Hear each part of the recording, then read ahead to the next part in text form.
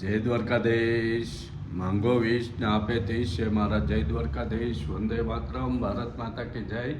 I hope આ બધા મજામાં છો, હું પણ મજામાં. આજે તારીખ છે 18 નવેમ્બર 2024 અને આપ સર્વનું યુટ્યુબ ફેમિલીમાં આરકે બુધેલ બ્લોગ વતી હાર્દિક હાર્દિક સ્વાગત છે.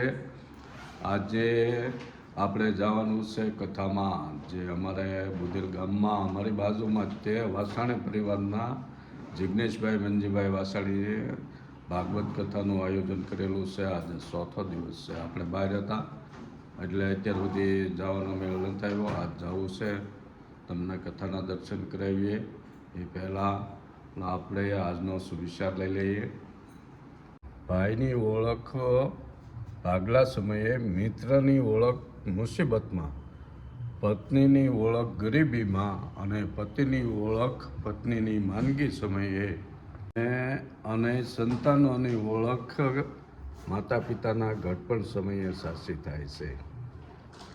આ ચાર વ્યક્તિની ઓળખ કયા સમયે થાય એ આજના સુવિચારનો ભાવ છે. મસ્ત મજાનો સુવિચાર છે. આપણે અહીંયા બુધેલ આવ્યા ઘણા દિવસો થઈ ગયા. 24/10 આવી ગયા હતા, આજે 18/11. હવે અહીંયા અમારા ગામડા વિસ્તારમાંથી ઝાઝુ માણસો પોતપોતાના વતન તરફ, પોતાના ધંધાના સ્થળ તરફ નીકળી ગયું છે. હવે આપણે અહીંથી જવાની તૈયારી કરવાની છે. 1-2 દિવસમાં કેદી નીકળી હજી ફિક્સ નથી, પણ હવે ઘણા દિવસો રહ્યા ગામડામાં, મોજ મજા કરી, બહુ મજા આવી. હવે જોઈ કેદી નીકળીએ. ક્યાં અહીંયા તાલ જય દ્વારકાધીશ તો કહેતા હતા. જય દ્વારકાધીશ, રાધે રાધે. ક્યાં એલા એ ટાંકો ઉભરાઈ ગયો. તું ક્યાં જાસ? મશીન ઘરે તો ક્યાં જાસ? રાધામન ઘરે હે?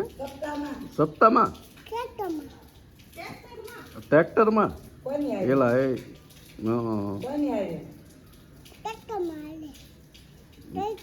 વૈશાલી નારી દાસ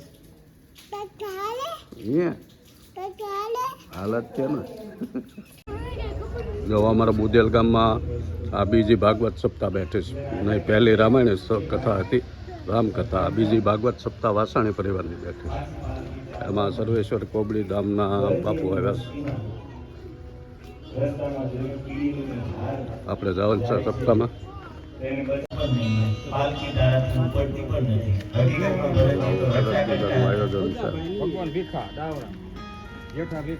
સરખાન ચાલ ને તો હું તારી ચિકિત્સા કરી નાખીશ, તારો ઈલાજ કરી નાખીશ. ઓળખે છો હું કોણ છું?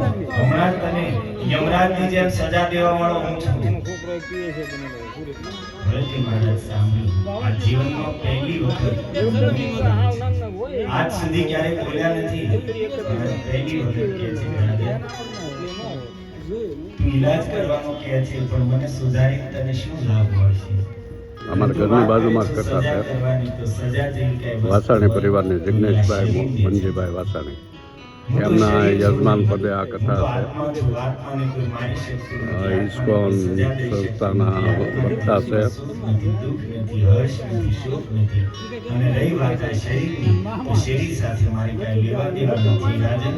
હું જાણું છું કે આ શરીર શું છે? માટીમાંથી ઉત્પન્ન થયેલું એક પિંડ છે, અને આની ઉપર માટીમાંથી ઉત્પન્ન થયેલી લાકડાની પાલકીમાં એક રઘુગણ ને એમનો માટીનો પિંડ બેઠેલો છે. જો અમારા જિગ્નેશભાઈ મોહનભાઈ બે ભાઈઓ છે. એમને એમના બાપાની ઈચ્છા હતી ભાગવત કથા કરવાની, અને મસ્ત ભાગવત કથા ગામમાં બેહારી અને ગામ આખાને લાભ આપ્યો. અમારા જિગ્નેશભાઈ અને મોહનભાઈ અમારા મિત્રો છે, અમારા પાડોશી. હરે કૃષ્ણ, હરે કૃષ્ણ. અને બધા કથામાં આવજો, એવો આમંત્રણ આવે. હરે કૃષ્ણ, પધારજો પધારજો. હરે કૃષ્ણ, હરે બોલ, હરે બોલ. એવાનું બહુ કર્યું, પણ શું કામમાં આવ્યું બતાવ?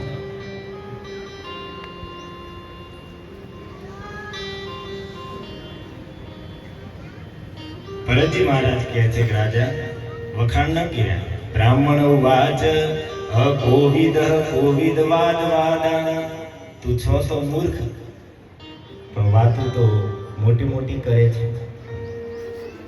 કોવિદ અજ્ઞાની થઈને જ્ઞાનીઓ પંડિતો જે વાત કરે છે, પણ બુદ્ધિમાનોની સભામાં તારી આ વાતનું કોઈ મહત્વ નથી. કારણ કે ચિન્મય આત્માની સરખામણી તું પ્રાકૃત દ્રષ્ટાંત સાથે કરે છે. એ રાજા, તું એમ સમજે છો કે હું બહુ બુદ્ધિમાન છું, પોતાને બહુ શ્રેષ્ઠ. આ બિચારા કહારો પાલકી લઈને ચાલે છે, તું ઉપર બેઠો છો, પાલકી થોડી ડગમગ થાય તોય તને કષ્ટ થાય છે, તો આ બિચારા પણ તમારા શરીર ઉપરથી નીકળી જાય તો તમને ખબર રહે નહીં. કેમ એમ? અહીંયા તો એક માસી નીકળી, ત્યાં તો આખો અમારા પંડાલ ગુજર ઊંચો લીધો. ગામમાં દિવાળીની રજામાં બીજી કથા છે. શર્ટ માથેથી નીકળી પહેલી જાય રામકથા, તો કહે, મહારાજ ભાગવત ગાઢ કથા. નિંદ્રામાં વ્યક્તિ હોય તો સૂતો કેમ છે એ ખબર ન હોય. ઘણી વાર તો એવું થાય, સવારમાં ત્રાસો ચાલતો હોય, પૂછ્યું શું થયું ભાઈ, તેમ કે શું આ ફરક થઈ નીંદમાં શું વિશાળ થયું? ડોમમાં કથાનું આયોજન છે. ભરતજી કહે છે કે રાજન કથામાં સવારનું સેશન પૂરું થયું અને પ્રસાદ વિતરણ ચાલુ થઈ ગયું છે. મસ્ત મજાનો સાત્વિક પ્રસાદ છે અને આપણા મિત્રો જો પ્રસાદ ગઢિયાભાઈ હા પ્રસાદી કથાનો લાભ લેશ. હા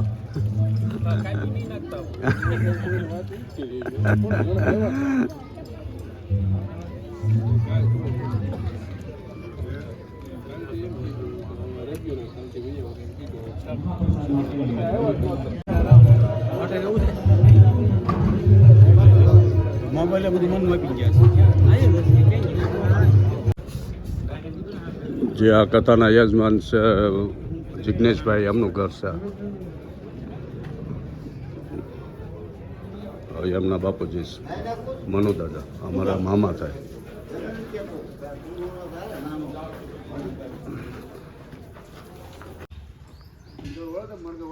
જો આપણે સપ્તાહમાં જમીન અમારા બાજુમાં રમેશભાઈ પ્લોટ છે, એમાં બેઠા. અત્યારે મેં કીધું એમ હા લે તમાકુ, માવા, ગુટકા, બધું તે વાસણ બીડી, સિગરેટ. જેઓ કથામાં અમારા પ્રેમજીભાઈ ગઢડા જેઓ કથામાં આવ્યા છે, કથાનો લાભ લેવા અને પોતે જે સેવાનું કામ કરે છે, વ્યસન મુક્તિનું અભિયાન ચલાવે છે. 4700 માણસોને અત્યાર સુધીમાં વ્યસન મુક્ત કર્યા છે અને અહીંયા બુધેલમાં આવી એનો લાભ આપશે સાંજે કથામાં 5:30. હા, અને મેં આ પોતે રમેશભાઈ વ્યસન અત્યારે મેક્યું છે. હા ક્યારે વ્યસન નહીં કરે અને સેવા કરી, સેવા મળશે. હા